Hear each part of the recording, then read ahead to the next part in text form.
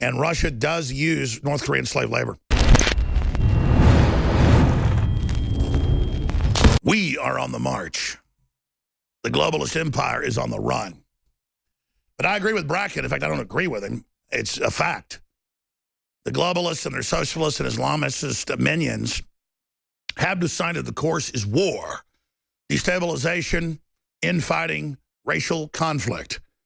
And they're the ones selling it. They're the ones doing it. They're the ones spewing it with their fake intellectual garbage and just manipulating the poor people to actually celebrate and want to live in communism when our poor are the best off in the world.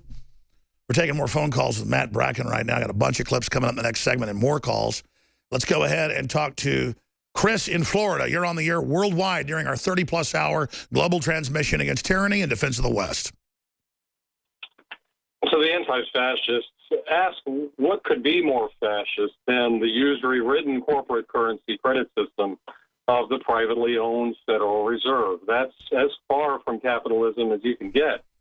Some of the more conscientious Antifa folks would get this point, but with not... Sure, and let's not forget, the Federal Reserve, basically the same banks that set it up, helped write the Communist Manifesto and the 10 Planks, which calls for a central bank and an income tax. Everything we got in 1913, Russia got in 1917.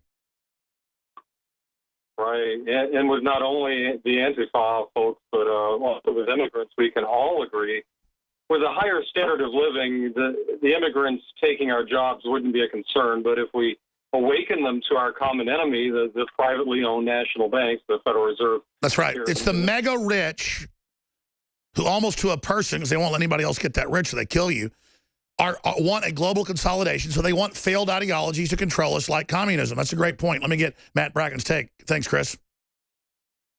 Yeah, nothing is really new under the sun. Each generation thinks they're inventing this all over again. But, if you go back to the early part of the 20th century, we saw the same thing with, bankers paying Trotsky's way back to Russia, helping Lenin get back into Russia.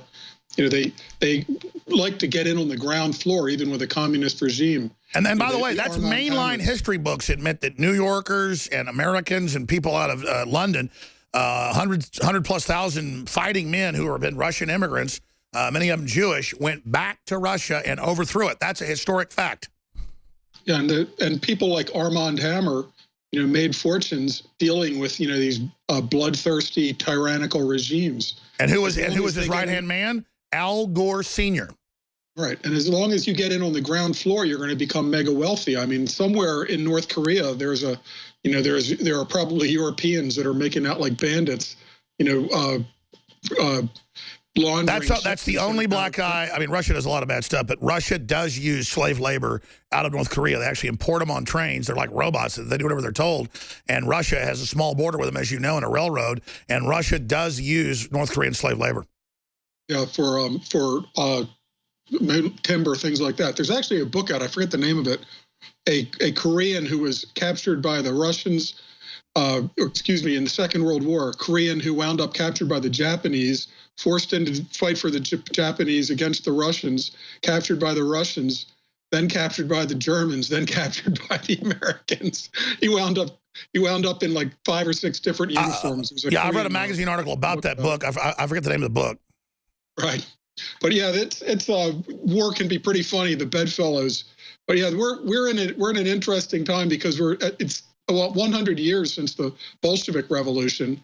And I think there is something to these cycles where it takes a certain number of generations for people to just forget and then think we're now in a whole new phase of history. That's right. And for every action, as you said, there's an equal opposite reaction. The globalists are trying to launch their new communist revolution controlled by the mega banks. We're launching our counter-revolution. So all these things come at the same time. You have the fake Jacobin communist, proto-communist French Revolution that came a few years after our real revolution. But this time, there's going to be a real pushback. You can have a Russian revolution. With unarmed people. They disarmed the Russians coming back from World War I. They were disarmed. The soldiers returning. They ordered the general staff to turn their weapons in. Then they killed them a few months later. Then they killed the non-commissioned officers. And then, boy, the rest was history. And the difference is this country we've learned from these sad lessons of history, and we have patriots, millions of them. I'm sure there are probably 20 times more American civilians with AR-15s than there are. I was about to say in closing, Matt, let's take some time out to thank the forebearers to give us the right. We already had it, but they bequeathed it and actually defended it and secured it. They didn't give it to us, but they helped, crystallize it so that we would have this time bomb against tyranny, this Excalibur in the year 2017. That's what it is. That's it. That's a perfect analogy. It is our Excalibur. They put it in the stone so that it could be pulled out when it was needed. And it might be the time now.